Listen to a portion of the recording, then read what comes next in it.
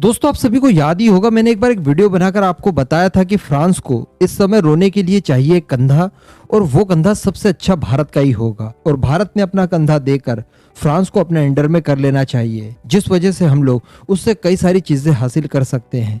Rafale M, Rafale F4, और सबसे बड़ी बात जो हमें सबसे ज्यादा जरूरत है जिसकी, वो है SSN की टेक्नोलॉजी।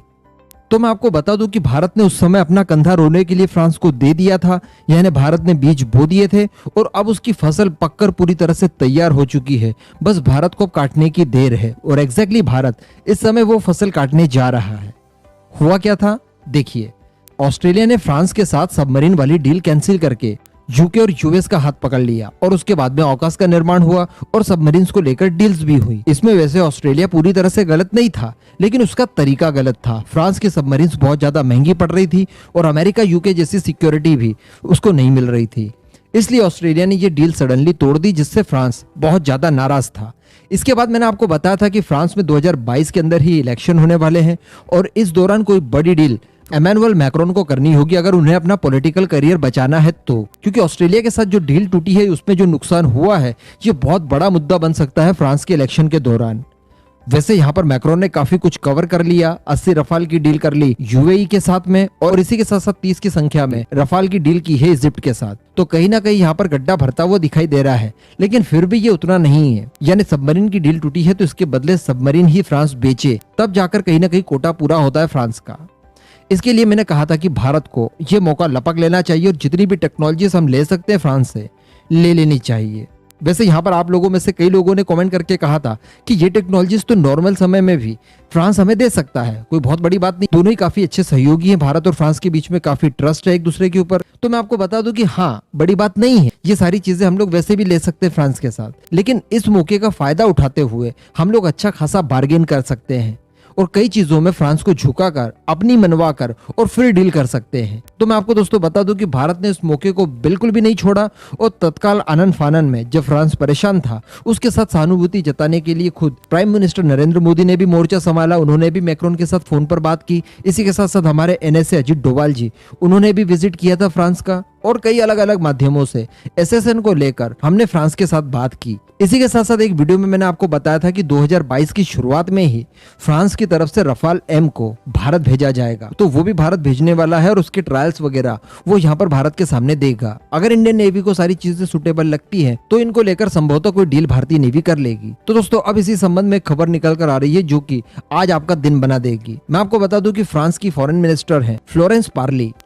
तो बताया जा रहा है कि गुरुवार से लेकर शुक्रवार के बीच में इनका विजिट है भारत में, और इस बीच बताया जा रहा है कि इंडो पैसिफिक को लेकर कई सारी साझेदारियां यहाँ पर भारत और फ्रांस के बीच में होने वाली है। जैसे कि फ्रांस भारत को इंडो पैसिफिक में अपना सबसे मजबूत साझेदार बनाने के लिए विचार कर रहा है, और उसको लेकर बातचीत होगी। और बताया जा रहा है कि फ्रांस जब इस तरह का समझौता भारत के साथ कायम कर लेगा, तो उसके बाद पूरा यूरोपियन यूनियन भारत को इंडो पैसिफिक में सबसे बड़ा साझेदार मानेगा, जिसमें कई सारी इंटेलिजेंस शेयरिंग के भी प्रावधान होंगे, युद्ध अभ्यास होंगे, और सबसे बड़ी बात, एक दूसरे को इस एरिया में सिक्योरिटी प्रदान की जाएगी, जो कि भारत के लिहाज से और फ्रांस दोनों के लिहाज से बहुत अच्छी चीज है। देखिए, फ्रांस का भी इस एरिया में अपना फिलहाल कोई बचा नहीं है, ऑस्ट्रेलिया के जाने के बाद कोई भी नहीं है। तो ऐसी परिस्थिति में उसे बड़ा सहयोगी मिल रहा है भारत के रूप में इस एरिया में, तो डेफिनेटली वो इस मौके को खोना नहीं चाहेगा।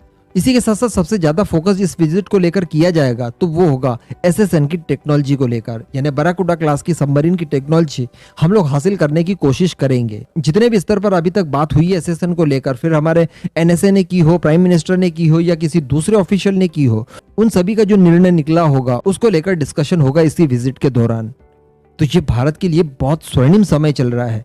हो सकता है कि इस दौरान रफाल F4 को लेकर भी हम लोग कोई डील साइन कर लें, SSN के लिए डील कर लें, और इसी के साथ साथ जेट इंजन की टेक्नोलॉजी। आप जानते हैं कि 2022 डिफेंस एक्सपो के दौरान हमें अनाउंस करना है कि किस पार्टनर के साथ मिलकर हम लोग हाई थ्रस्ट का एक नेक्स्ट जनरेशन इंजन डेवलप करने वाले हैं। रोल्स रॉयस भी इसके लिए अच्छा ऑप्शन है यूके की, और इसी के साथ साथ सेफ्रॉन जो कि फ्रांस की कंपनी है। तो हो सकता है कि यहाँ पर कोई सूटेबल डील हमें मिल जाए और हम लोग सेफ्रॉन के साथ उसकी डील को साइन कर लें, तो उसको लेकर भी यहाँ पर बातचीत संभव है। और साथ ही साथ रफाल M को लेकर हो सकता है कि इसी दौरान, इसी पीरियड में रफाल M भी भारत पहुंचे और वो अपना टेस्ट और ट्रायल भारतीय नेवी के सामने प्रस्तुत करे। तो इस तरह से होगा ये कि भारत भी अच्छा खासा नेगोशिएशन यहाँ पर कर पाएगा, और मैक्रोन गवर्नमेंट भी ये चाहती है कि यहाँ पर डील करके कोई बड़ा सा शो ऑफ करके आने वाले इलेक्शन में अपना पक्ष मजबूत करवा लिया जाए। तो यहाँ पर देखें तो मैक्रोन के पॉइंट ऑफ व्यू से भी ये चीजें बहुत ज्यादा जरूरी है और भारत के पॉइंट ऑफ व्यू से भी। ऐसी परिस्थिति में चाइना, रशिया और अमेरिका तीनों को ही बड़ा झटका लग सकता है, क्योंकि फ्रांस और भारत के बीच में जिस भी तरह की डील होगी वो ऑब्वियसली चाइना के अगेंस्ट ही होगी। इसी के साथ साथ फाइटर जेट हो या फिर दूसरे डिफेंस उपकरण हो, रशिया और अमेरिका दोनों चाहते हैं कि भारत के साथ कोई बड़ी डील करके यहाँ से मोटा मुनाफा कमाया जाए। लेकिन अगर भारत फ्रांस के साथ कोई बड़ी डील कर लेता है तो फिर इनको कोई भी अवसर नहीं मिलने वाला है। तो खैर, पार्ले के विजिट को लेकर जो भी खबरें निकल कर आएगी वो मैं आपको समय समय पर दे दिया करूंगा। इस पूरे मुद्दे पर आपका जो भी मानना हो नीचे कमेंट करके जरूर बताइएगा।